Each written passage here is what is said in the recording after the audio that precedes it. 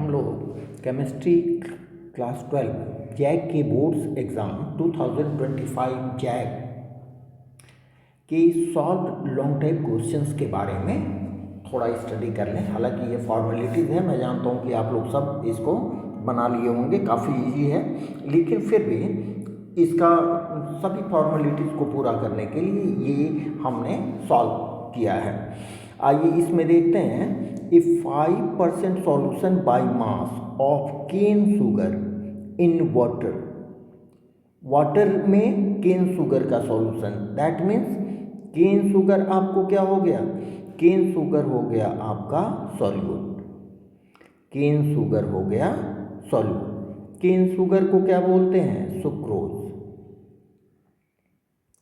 और sucrose disaccharides है। इसका फॉर्मूला आपको मालूम है, C12H22O11 डाइसैकेराइड्स है, ये सॉल्यूट है। और सॉल्यूट को नॉर्मली हम कंसीडर करते आए हैं WB से, जबकि वाटर यहाँ पर सॉल्वेंट है और सॉल्वेंट को हम लोग कंसीडर करते आए हैं WA से। ठीक है। Has freezing point of 271 K।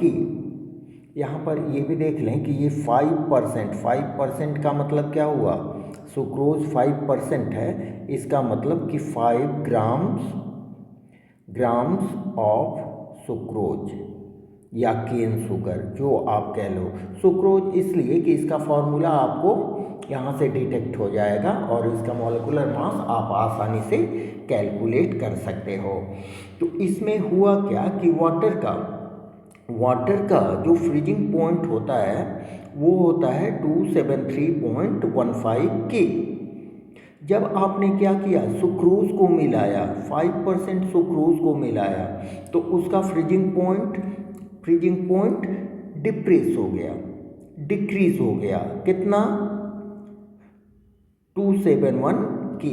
तो सबसे पहले आपको क्या करना है, फ्रीजिंग पॉइंट डिप्रेशन निकाल लेना है।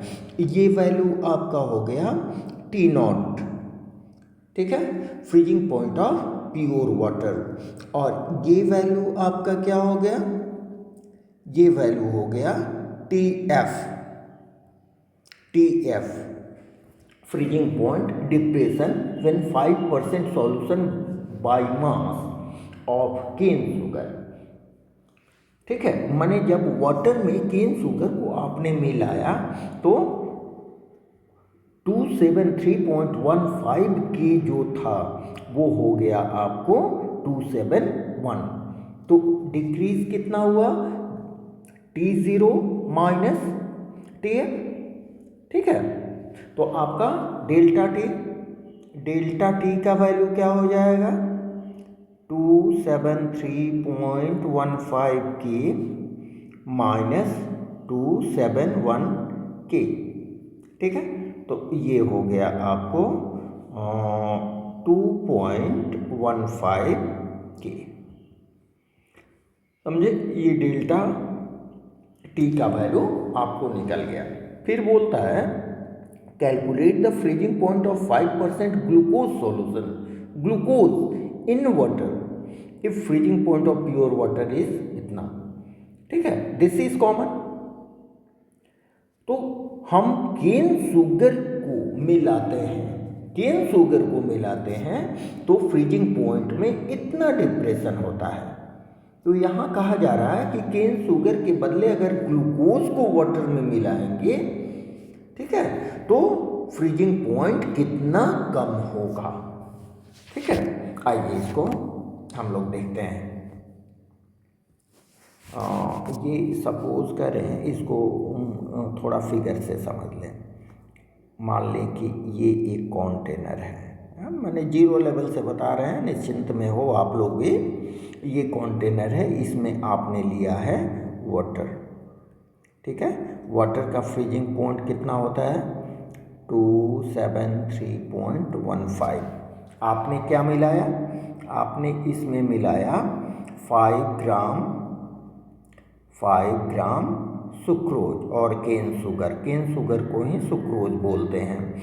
तो इसका फ्रीजिंग पॉइंट क्या हो गया, इसका फ्रीजिंग पॉइंट डिक्रीज हो गया। कितना डिक्रीज हो गया, ये हो गया आपका T0, ठीक है। ग्लूकोज मिलाने के बाद इसका फ्रीजिंग पॉइंट कितना हो गया, 271 K, ठीक है। ये हो गया आपका TF। तो delta T is equal to क्या हो जाएगा, T0 minus TF is equal to 273.15 K, delta T K minus 271 K, ठीक है। तो ये हो गया आपका 2.15 K। अब क्या करेंगे, अब इसके मदद से हम KF का वैल्यू जो हमारे लिए डिप्रेशन मोलर डिप्रेशन कांस्टेंट होता है उसका वैल्यू कैलकुलेट कर लेंगे। कैसे कैलकुलेट करेंगे, आप जानते हो, फॉर्मूला जानते हो मोलर डिप्रेशन कांस्टेंट के लिए, delta T is equal to होता है KF इंटू M, जहाँ पर KF है मोलर डिप्रेशन कांस्टेंट और M है मोललिटी। तो मोललिटी को यहाँ डेल्टा T का वैल्यू आपने निकाल लिया है 2.15, KF का वैल्यू आपको नहीं दिया गया है, निकालना है। मोललिटी आप निकाल सकते हो, मोललिटी इज इक्वल टू क्या होता है, मोललिटी इज इक्वल टू ये हो गया आपको WB into 1000 divided by MB, molecular mass of solute, that means cane sugar, multiplied by ये हो गया WA, ठीक है। तो सबका मान आप पुट कर दो। WB आपने कितना दिया है, 5 इंटू 1000 डिवाइडेड बाई आपको सुक्रोज का मॉलिक्यूलर मास निकालना होगा, C12H22O11, तो 12 गुने 12 प्लस 22 इंटू 1 प्लस 11 इंटू 16, ठीक है, यही आएगा। तो इसको आप सॉल्व करेंगे, इसको सॉल्व करेंगे तो आपका आएगा 342, ठीक है। तो यहाँ पर आप रख दो 342, ये तो आपको याद हो जाएगा, याद होगा ही। और यहाँ पर हमने रख दिया 95,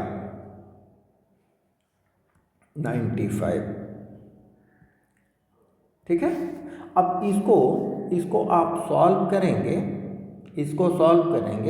तो सॉल्व करने के बाद इसको आप इस साइड लाओ ना, कि F का वैल्यू क्या हो जाएगा 2.15 into 342 into 95 divided by 5 into 1000, ठीक है।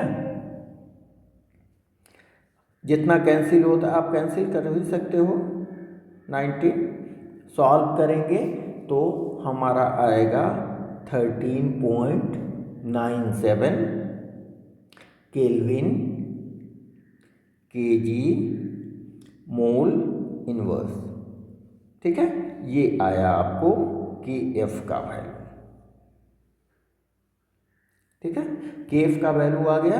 अब दूसरे केस में हम देखें, दूसरे केस में हम इसको थोड़ा दूसरे कलर से देख लेते हैं। दूसरे केस में ये रहा मेरा दूसरा केस। दूसरा केस में हमने क्या डाला, हमने डाला है 5% ग्लूकोज। ग्लूकोज का क्या होता है C6H12O6, ग्लूकोज डाला है। इसके लिए KF का वैल्यू हमें मालूम है कि F is equal to 13.95, KF का वैल्यू हमें मालूम है।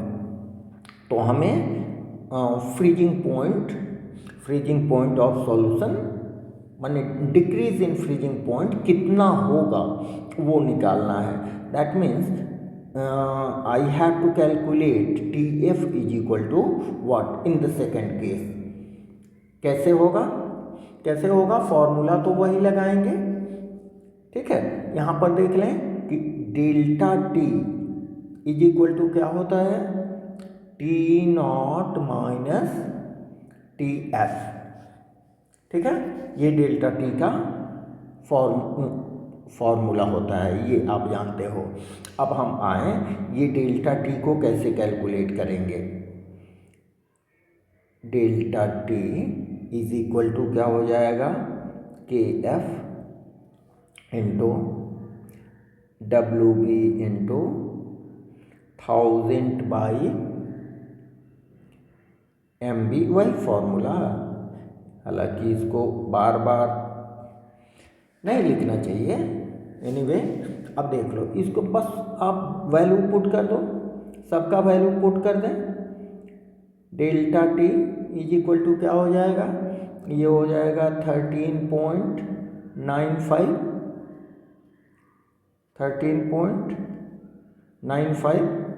ठीक है,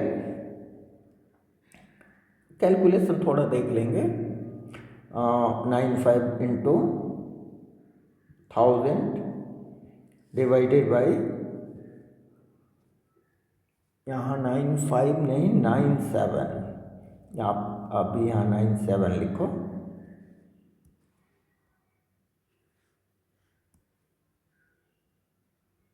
97, ठीक है, 97 और डब्ल्यू बी आपका हो गया 5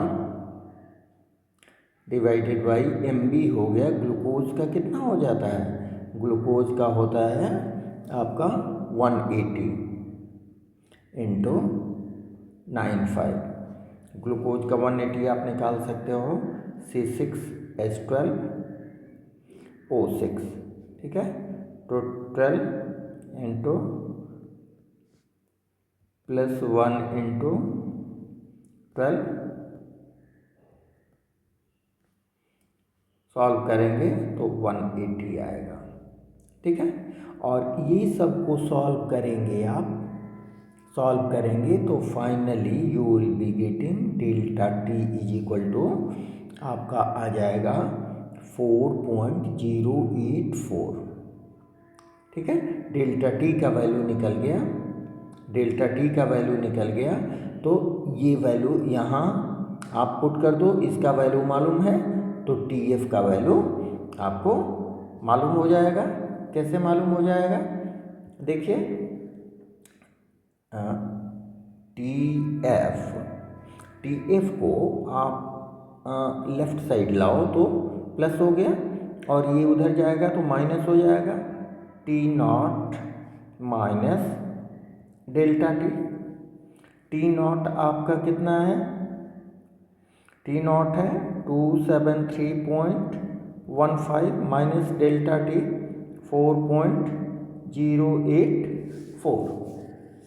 ठीक है, तो इसमें आपका फाइनल जो आंसर होगा delta T is equal to 269.066। ठीक है, दैट इज द आंसर। चलिए नेक्स्ट की ओर चलते हैं। Calculate the EMF of following cell. यहाँ पर कॉन्सेंट्रेशन आपको दिया गया है, कॉन्सेंट्रेशन दिया गया है और स्टैंडर्ड ईएमएफ का वैल्यू आपको दिया गया है। ठीक है, तो इसका फॉर्मूला कैसे लगाएंगे, देखिए, ईएमएफ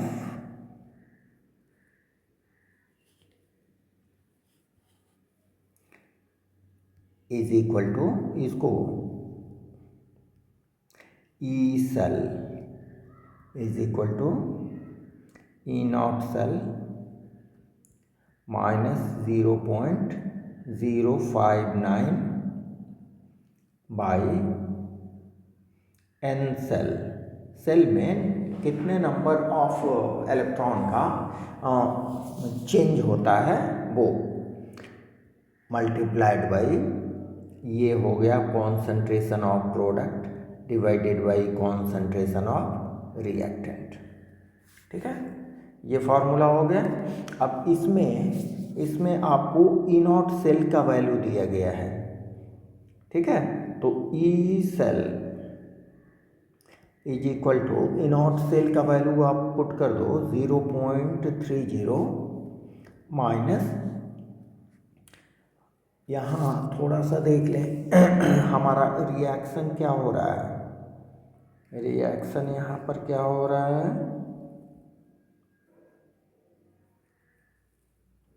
रिएक्शन हो रहा है क्रोमियम Cr3+ में कन्वर्ट हो रहा है। तो यहाँ देख लें कि Cr सॉलिड ये कन्वर्ट हो रहा है Cr3+ में। ठीक है, प्लस यहाँ पर 3 इलेक्ट्रॉन रिलीज होगा, it is oxidation, loss of electron. और रिडक्शन क्या हो रहा है, Fe2+ Fe में कन्वर्ट हो रहा है। तो यहाँ हम लिखेंगे Fe2+, इट इज इक्वस, ये भी इक्वस स्टेट में होगा, प्लस 2 इलेक्ट्रॉन लेके ये कन्वर्ट हो जाएगा Fe सॉलिड में। ठीक है, आप जानते हो कि ये रिएक्शन किस में होगा, ये रिएक्शन होगा कैथोड पर और ये रिएक्शन होगा एनोड पर। ठीक है, अब दोनों को आप ऐड करो, यहाँ 2 इलेक्ट्रॉन है, 3 इलेक्ट्रॉन है, आप क्या करो, इसको 2 से मल्टीप्लाई कर दो। ठीक है, और इसको 3 से मल्टीप्लाई कर दो। आप जानते हो ये सब आप जानते हो। तो ये इलेक्ट्रॉन को कैंसिल करने के लिए हमने ये किया। तो यहाँ पर हो जाएगा मेरा 2Cr solid plus 3Fe equals, it is going to be converted into 2Cr3 plus 3Fe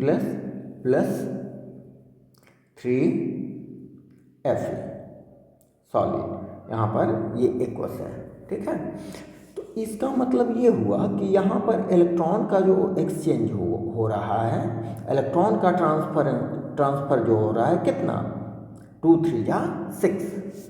ठीक है, तो यहाँ पर n का वैल्यू हो जाएगा 6, जो हम लोगों ने लिया है n का वैल्यू यहाँ पर हो जाएगा n इज इक्वल टू 6।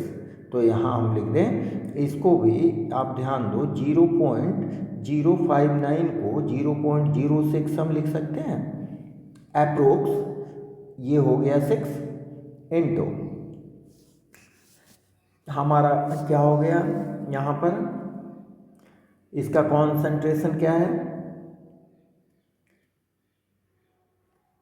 ये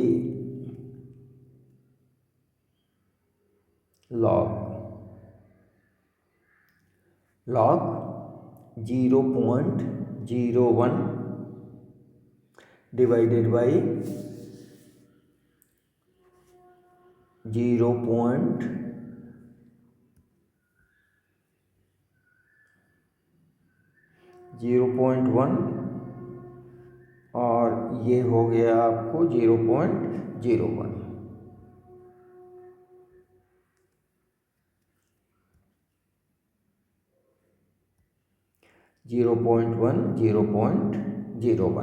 ठीक है, ऊपर में हो जाएगा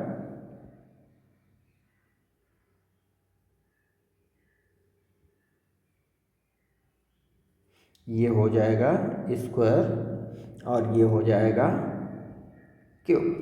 ठीक है, क्यों, क्योंकि इसका जो कोएफिशिएंट है आप देखें 2 और 3 है। समझ रहे हैं, इसका तो कुछ ये नहीं होगा, सॉलिड स्टेट में केवल इसका और इसका होगा। तो यहाँ है 2 और 3।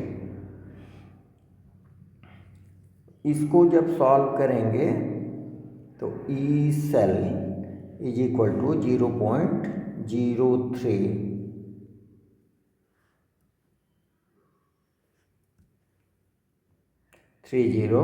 माइनस, और इसको हम क्या लिख सकते हैं, इसको हम लिख सकते हैं 6/100 इंटू 6, और ये हो गया लॉग, स्क्वायर करेंगे 0.01 डिवाइडेड बाई 3 करेंगे 0.000001। ठीक है, ये आएगा, ये कैंसिल। ठीक है, तो आपका क्या आ जाएगा, E cell is equal to 0.30 minus, इसको आप 1/100 बिल्कुल 0 स्टेप में हम लेके चल रहे हैं, और ये हो जाएगा, आप इसको तोड़ दो, 2 4 6। ठीक है, तो इसको आप क्या कर दो, 6 और ये आ गया 2। ठीक है, ये 2 से 2 कैंसिल, आपको क्या बचा 4, तो इंटू ये सब तो कैंसिल हो गया, 10⁴ लॉग को आप तोड़ लो, E cell is equal to 0.30 minus, ये हो गया 0.01, डिवाइड करेंगे तो 4 को आप इधर लाओ, लॉग बेस 10 1 हो जाएगा, तो इसका वैल्यू 4 ही हो जाएगा। ठीक है, इसको सॉल्व करेंगे तो आपको क्या आ जाएगा, 0.30 minus 0.01 into 4 is equal to 0.30 minus 0.04। ठीक है, इज इक्वल टू 0.26। बिल्कुल एक एक स्टेप जा, ताकि छोटे से छोटे जिनको न्यूमेरिकल में थोड़ी प्रॉब्लम है वो भी बढ़िया से इसको समझ सकें। ठीक है, दिस इज द आंसर। ठीक है, चलिए नेक्स्ट आते हैं, mention in 2 factors affecting rate of reaction. Rate of reaction में फैक्टर्स क्या होते हैं, नेचर ऑफ रिएक्टेंट होते हैं, कॉन्सेंट्रेशन होते हैं, टेम्परेचर होता है, बस वही लिख देना है, हम इसको लिख दिए हैं यहाँ पर। फैक्टर्स अफेक्टिंग केमिकल रिएक्शन, इसमें नेचर ऑफ रिएक्टेंट 2 तरह से आप लिख सकते हो, फिजिकल स्टेट और केमिकल स्टेट। ठीक है, फिजिकल स्टेट में गैस है, लिक्विड है, सॉलिड है ये, और केमिकल स्टेट में उसका जो स्टेट है दैट मीन्स सॉलिड स्टेट में है या पाउडर्ड स्टेट में है, वो भी रिएक्टिविटी को काफ़ी अफेक्ट करता है। और next concentration is directly proportional to rate of reaction. अगर कॉन्सेंट्रेशन को बढ़ाएंगे तो रेट ऑफ रिएक्शन बढ़ेगा। बस इसमें इतना ही आपको लिखना है। नेक्स्ट है difference in molecularity and order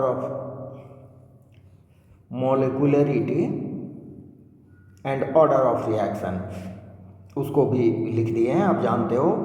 molecularity total number of reacting species, reactant में कितने नंबर ऑफ स्पीसीज हैं जो एक्चुअली केमिकल चेंज करवाने के लिए रिस्पॉन्सिबल होते हैं, उसी को हम मोलिकुलरिटी कहते हैं। लेकिन rate of order of reaction जो होता है वो रेट इक्वेशन में रिएक्टेंट्स के जो पावर होते हैं, कॉन्सेंट्रेशन के जो पावर होते हैं, उनके एडिशन को हम बोलते हैं order of reaction. Molecularity of reaction always whole number होता है, जबकि order of reaction whole number, zero, fractional number, negative और पॉजिटिव भी हो सकता है। मोलिकुलरिटी एक थ्योरेटिकल कॉन्सेप्ट है जो कि मैकेनिज्म से कैलकुलेट किया जाता है।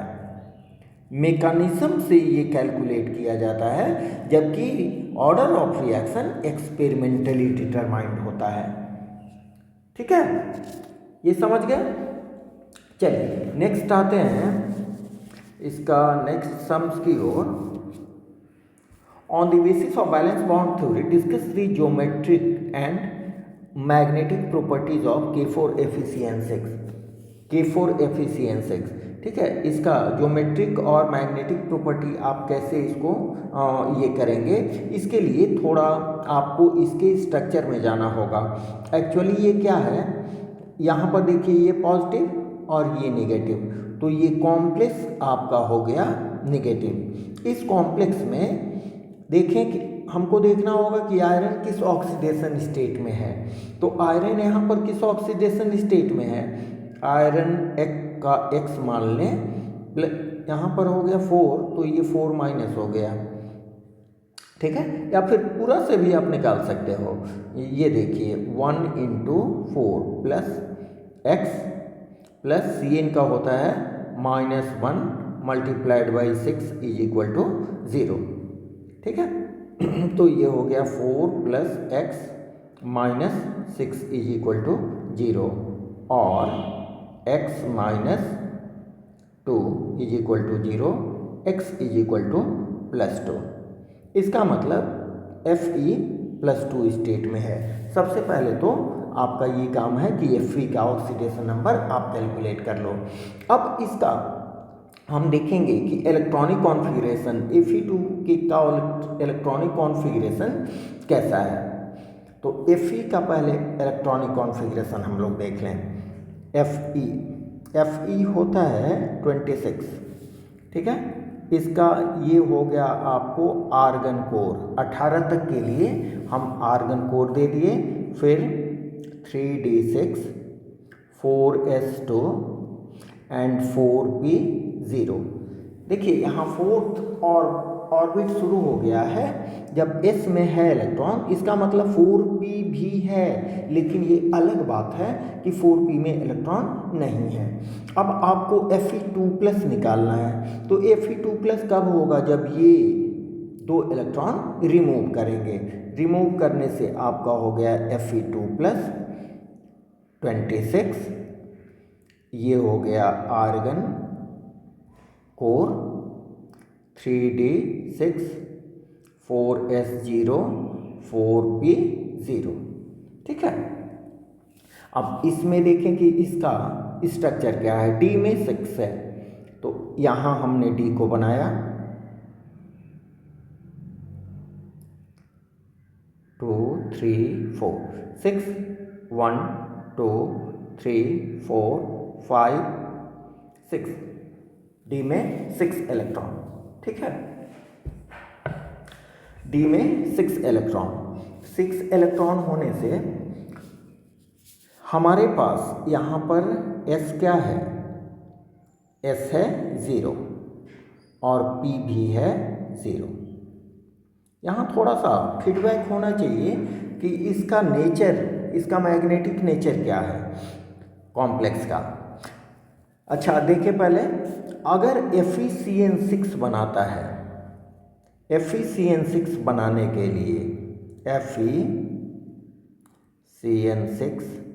4- ये बनाने के लिए क्या चाहिए, हमारे पास 6 ऑर्बिटल्स चाहिए।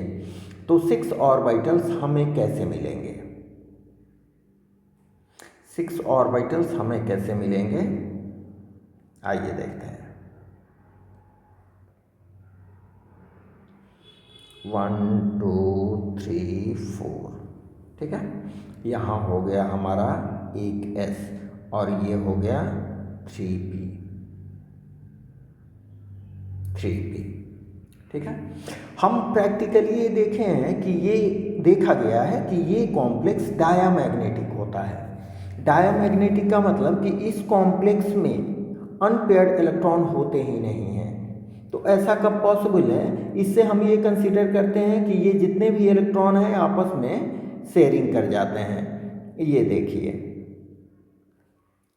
तो D में ये हुआ 3D में क्या होता है कि इसका दो ऑर्बिटल खाली हो गया, S का 1 और P का 3।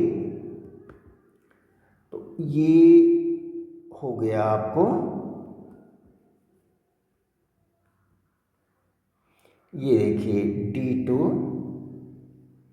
ये D का 2, D2 S, it is D2 हो गया, ये S हो गया और ये P3 हो गया, 4P3। तो ये सभी आपस में मिक्स हो जाते हैं, तो D2 sp3, sp3 हाइब्रिडाइजेशन हुआ।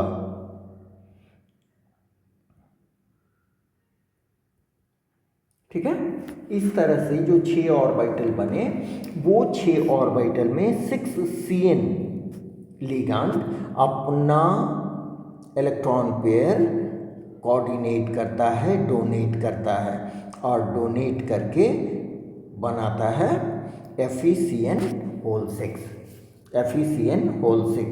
तो इसका हाइब्रिडाइजेशन क्या हो गया, DsP2 hybridisation, D2sp2, D2 hybridisation से इसका शेप क्या हो जाएगा,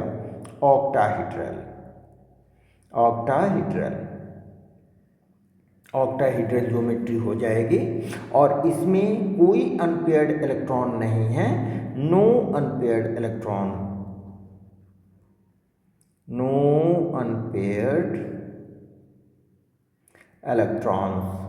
अनपेयर्ड इलेक्ट्रॉन नहीं है, इसलिए इसका मैग्नेटिक बिहेवियर क्या हो जाएगा, पैरामैग्नेटिक।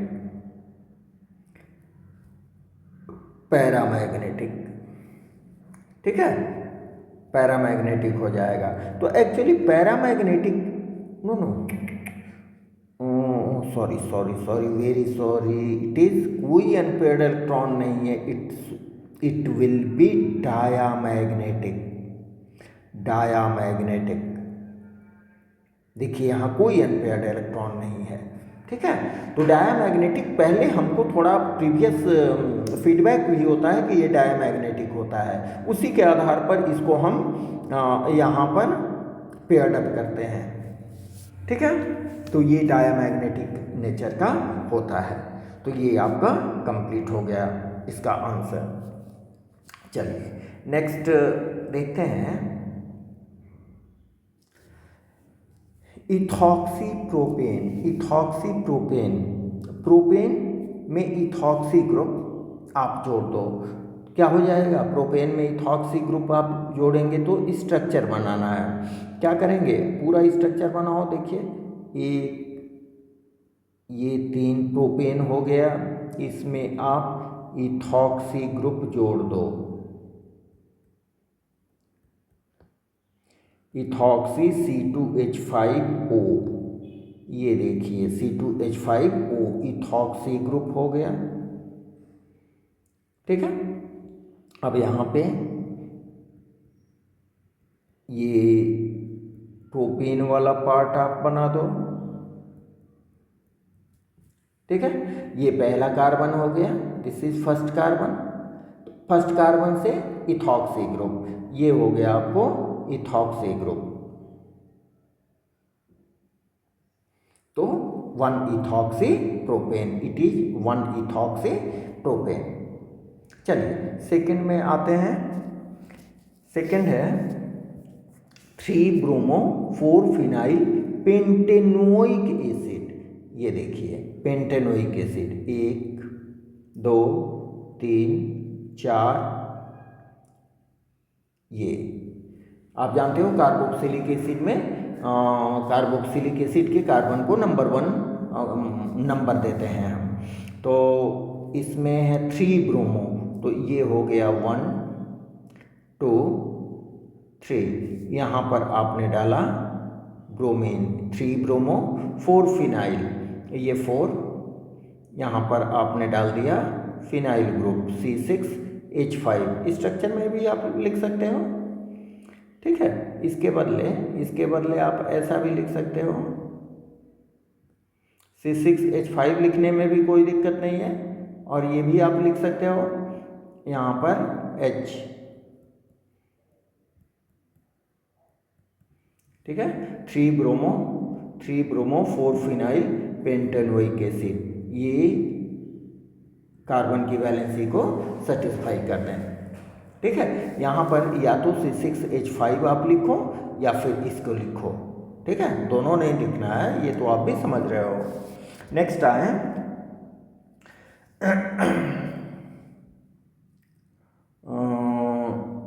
4 मिथाइल पेंट 3 इन 2 ओन। इसको कहाँ लिखा जाए, इसको कहाँ लिखा जाए, यहाँ लिखा जाए। आइए, पेंट 3 इन, पेंट बना लो पहले पेंट बना लीजिए। तो देखिए 1 2 3 4 5, अब क्या क्या है, 5 बना लिए। 2 ओन है, 3 इन है, 4 मिथाइल, 2 ओन, उसके बाद 3 इन, यहाँ डबल बॉन्ड, ठीक है, और 4 मिथाइल, यही है। 3 ब्रोमो 4 मिथाइल पेंट 3 इन 2 ओन, पेंट 3 इन, यहाँ से आप नंबरिंग करो 1 2 3 4 5, बस अब सबको सेटिस्फाई कर दो। तो आपको ये हो गया, देखिए 3, यहाँ तो 4 है ही, यहाँ कुछ नहीं करना है। यहाँ देखें H H H, ठीक है। तो ये आपका हो गया 3 मिथाइल 4 मिथाइल, इट इज चौथे कार्बन पर मिथाइल ग्रुप 4 मिथाइल 3 इन, देखिए तीसरे और चौथे कार्बन से डबल बॉन्ड है, छोटी संख्या को इन में लेते हैं, ठीक है। उसके बाद 2 own, this is the correct structure, समझे। चलिए नेक्स्ट आते हैं ऑर्थोटोल्यूडीन। टोल्यूडीन किसको बोलते हैं, टोल्यूडीन किसको बोलते हैं, जब एनिलीन में CH3 ग्रुप लगा हुआ है, इट इज एनिलीन, ये हो गया आपका एनिलीन NH2, ठीक है। इसके ऑर्थो पोजीशन पर CH3 ग्रुप लगा दो, ठीक है। तो यहाँ से 1 2, अगर यूपैक नेमिंग करें तो इसका नाम होगा 2 मिथाइल एनिलीन, 2 मिथाइल एनिलीन, इसी को हम बोलते हैं ऑर्थोटोल्यूडीन, ऑर्थोटोल्यूडीन, ठीक है, ऑर्थोटोल्यूडीन। नेक्स्ट आए मेटाक्रेसोल। मेटाक्रेसोल ये फिनॉल का कंपाउंड है, फिनॉल का कंपाउंड है मेटाक्रेसोल। ये देखिए ये हो गया आपको ऑर्थोटोल्यूडीन, मेटाक्रेसोल को हम लोग यहाँ लिखते हैं, ये हो गया फिनॉल, दिस इज फिनॉल, मेटाक्रेसोल है, मीन्स तीसरी कार्बन, तीसरे नंबर पर 1 2 3, इस थर्ड पोजीशन पर CH3 ग्रुप, इसको बोलते हैं मेटाक्रेसोल, कॉमन नेम है मेटाक्रेसोल। इसका यूपैक नेम क्या हो जाएगा, 3 मिथाइल फिनॉल, 3 मिथाइल फिनॉल इसका यूपैक नेम हो जाएगा, समझ रहे हैं। चलिए नेक्स्ट आए कैनिज़ेरोज रिएक्शन। कैनिज़ेरोज रिएक्शन क्या होता है, जो एल्डोल कंडेंसेशन नहीं कर पाते हैं, जिनमें अल्फा हाइड्रोजन नहीं होता है, वो कैनिज़ेरोज रिएक्शन से कैनिज़ेरोज रिएक्शन करते हैं। इसमें होता क्या है, इसमें डिसप्रोपोर्शनेशन होता है, माने सेल्फ ऑक्सीडेशन और रिडक्शन की क्रिया होती है, ठीक है। आइए इसको देखते हैं। कैनिज़रोज़ रिएक्शन को देखते हैं। इसमें होता है कि दो अल्डिहाइड या कीटोन हमने यहाँ देखिए दो अल्डिहाइड को लिया, ठीक है। समझने के लिए एक अल्डिहाइड को हम यहाँ लेते हैं,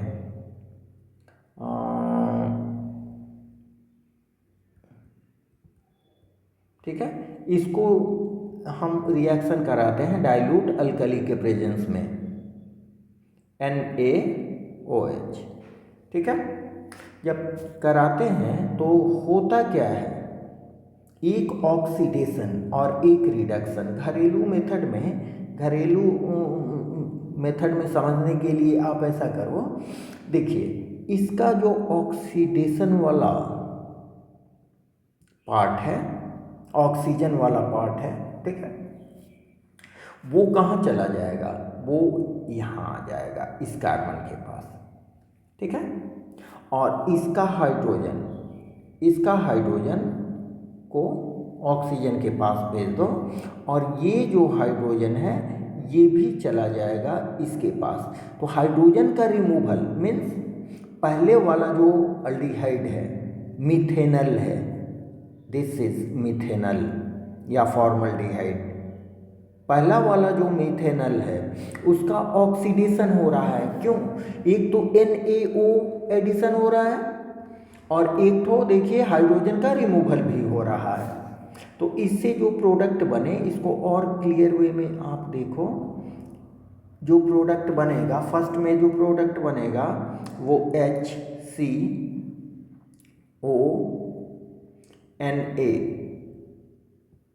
ठीक है। और दूसरा जो प्रोडक्ट बनेगा वो होगा आपका HCH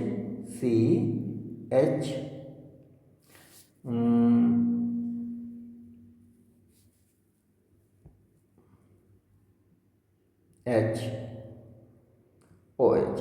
देखिए यहाँ दो हाइड्रोजन पहले से है, एक हाइड्रोजन यहाँ वाला ऑक्सीजन के साथ गया और यहाँ वाला कार्बन के साथ गया, तो ये आपका हो गया मिथेनॉल। ये कैसे बना? ये बना अल्डिहाइड के रिडक्शन से, तो इसको आप लिख दो रिडक्शन प्रोडक्ट।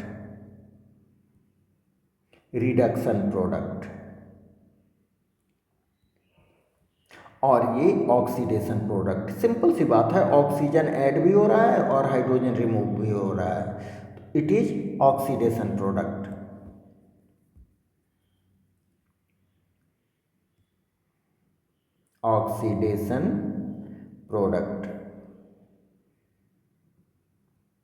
तो इस प्रोसेस में दिस इज कैनिज़रोज़ रिएक्शन, इसी को कैनिज़रोज़ रिएक्शन कहते हैं, ठीक है। कैनिज़रोज़ रिएक्शन,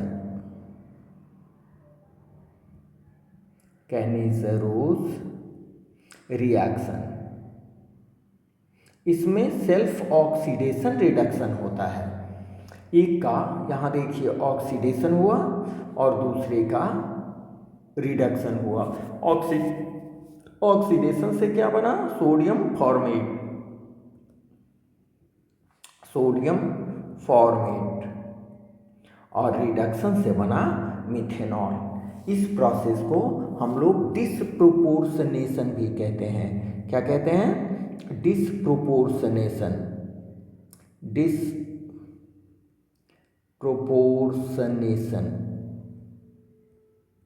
मीन्स कैनिज़रोज़ रिएक्शन में क्या होता है?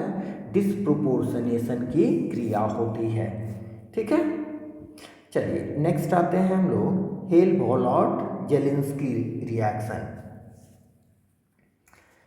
इसमें हेल्महोल्ट्ज़-जेलिंस्की रिएक्शन में एक्चुअली कार्बोक्सिलिक एसिड में हैलाइड ग्रुप का एडिशन होता है, ठीक है। आपको केवल रिएक्शन लिख देना है, जैसे यहाँ पर हमने रिएक्शन लिखा, आपको बस उसी तरह लिख देना था। ये देखें, एक हमने कार्बोक्सिलिक एसिड यहाँ लिया, दैट इज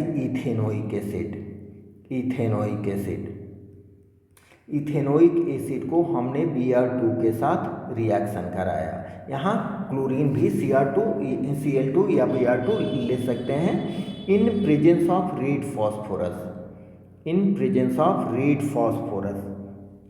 तो क्या होता है इसमें, ये ब्रोमीन Br2 है, एक Br यहाँ CH3 के एक हाइड्रोजन से कंबाइन करके, यहाँ CH3 के एक हाइड्रोजन से कंबाइन करके -HBr निकाल देता है। तो यहाँ हो जाता है आपको, देखिए ये 2 हाइड्रोजन और एक Br ऐड हो गया और यहाँ पर COOH ग्रुप। ठीक है, तो ये हो जाएगा 2 ब्रोमो इथेनोइक एसिड। यहाँ देखिए 2 bromo ethanoic acid, 2 bromo ethanoic acid, 2 bromo ethanoic acid. ये प्रोसेस और भी आगे बढ़ सकता है, इसको और हम आगे बढ़ाएं तो इसका दोनों हाइड्रोजन Br से सब्स्टिट्यूट हो जाएगा। इसको आगे भी, या आप इतना ही लिख दो तो आपका आंसर हो जाएगा। यहाँ आप लिख दो इथेनोइक एसिड, इथेनोइक एसिड। ठीक है, अगर आप बढ़ाना चाहते हो तो फिर इसी तरह से एक एक Br2 को बढ़ा के और यहाँ Br ग्रुप जोड़ते जाओ। ठीक है, ब्रोमीन तब तक जुड़ेगा जब तक दूसरे कार्बन नंबर पर जितने भी हाइड्रोजन हैं वो सभी बाहर नहीं हो जाएं और ब्रोमीन उस पर नहीं आ जाए। ठीक है, देखिए आप इतना ही लिखो, समझने के लिए बना देते हैं कि ये हो जाएगा आपको Br CHCOOH BrH। कब? जब हम Br2 के दूसरे मॉलिक्यूल को भी रिएक्ट कराएंगे in presence of red phosphorus. ये तो है ही, ये नेचुरली आगे बढ़ते जाएगा। थर्ड स्टेप में क्या हो जाएगा, यहाँ BrCOOH। ठीक है, और -HBr हर स्टेप में बाहर होते जाएगा। बड़ी सिंपल सा रिएक्शन है। चलिए नेक्स्ट हम देखते हैं दूसरा इसका reaction. Next carbyl imine reaction. Carbyl imine reaction बड़ी जाना पहचाना रिएक्शन है। कार्बाइल इमीन रिएक्शन में जो प्रोडक्ट होता है उसको उसके स्मेल से ही पहचान लेते हैं। ये रिएक्शन होता है चाहे एलिफैटिक या एरोमेटिक 1 डिग्री इमीन हो। हम यहाँ C2H5NH2 इथेन एमीन को रिएक्शन कराते हैं क्लोरोफॉर्म से CHCl3 से इन प्रेजेंस ऑफ अल्कली। समझने के लिए 3KOH, बैलेंसिंग के लिए हम लोग लेते हैं अल्कोहलिक KOH। ये तो सबों को रिएक्शन याद होना चाहिए। ये हिट किया, ठीक है, हिट किया तो क्या, यहाँ N और इस C को आप ले लो तो मेन प्रोडक्ट आपको बना C2H5NC ethyl isocyanide. Ethyl isocyanide, इसको आप इथाइल कार्बाइल इमीन भी कहते हो। इथाइल कार्बाइल इमीन, ठीक है, इथाइल कार्बाइल इमीन। बाद बाकी जो आपका ये बाई प्रोडक्ट होगा, ये देखिए 3KCl यहाँ बाहर हो गया, 3KCl प्लस 3H है, ठीक है, 3 हाइड्रोजन और यहाँ 2 और 1 3 हाइड्रोजन, तो ये हो गया 3H2। This is carbyl imine reaction.